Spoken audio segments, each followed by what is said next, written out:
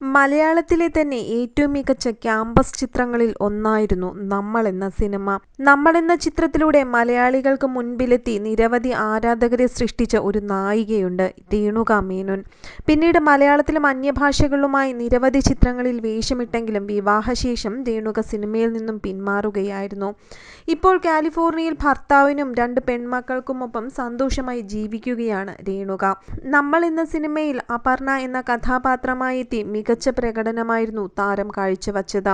പിന്നീട് മീരയുടെ ദുഃഖവും മുത്തുവിൻ്റെ സ്വപ്നവും, വർഗം, പതാക തുടങ്ങിയ ചിത്രങ്ങളിലും അഭിനയിച്ച താരം തെലുങ്കിലും തമിഴിലും കന്നഡയിലുമൊക്കെ അഭിനയിച്ചിരുന്നു.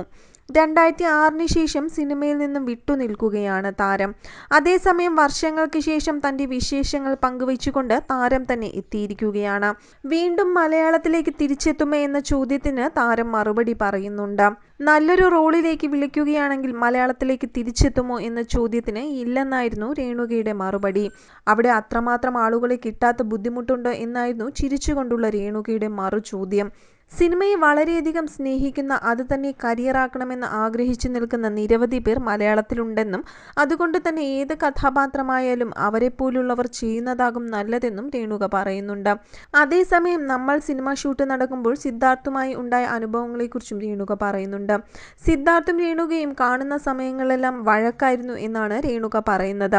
സിദ്ധാർത്ഥ് സംസാരിക്കുമ്പോൾ എപ്പോഴും കളിയാക്കിക്കൊണ്ട് എന്തെങ്കിലും ഒരു കോമഡി പറയുമെന്നും രേണുക പറയുന്നു. നമ്മളെ ചൊറിഞ്ഞുകൊണ്ടിരിക്കുക എന്ന് പറയില്ലേ, എൻ്റെ സഹോദരനും അങ്ങനെയാണ്. അതുകൊണ്ട് എനിക്ക് അത് പരിചയമാണ്. സിദ്ധു പറയുന്നതിലെല്ലാം കോമഡി ഉണ്ടാകും. എനിക്ക് പക്ഷേ എന്നെ കളിയാക്കുമ്പോൾ ദേഷ്യം വരുമെന്നും രേണുക പറയുന്നു. ജിഷ്ണു നല്ലൊരു മനുഷ്യനായിരുന്നുവെന്നും ജിഷ്ണുവിനൊപ്പം വേറെയും സിനിമയിൽ താൻ അഭിനയിച്ചിരുന്നുവെന്നും രേണുക പറയുന്നുണ്ട്. പക്വതയോടെ കാര്യങ്ങളെ സമീപിച്ചിരുന്ന ആളായിരുന്നു ജിഷ്ണു. ജിഷ്ണുവിൻ്റെ മരണവാർത്ത ഭയങ്കര ഷോക്കായിരുന്നു എന്നും രേണുക പറയുന്നു.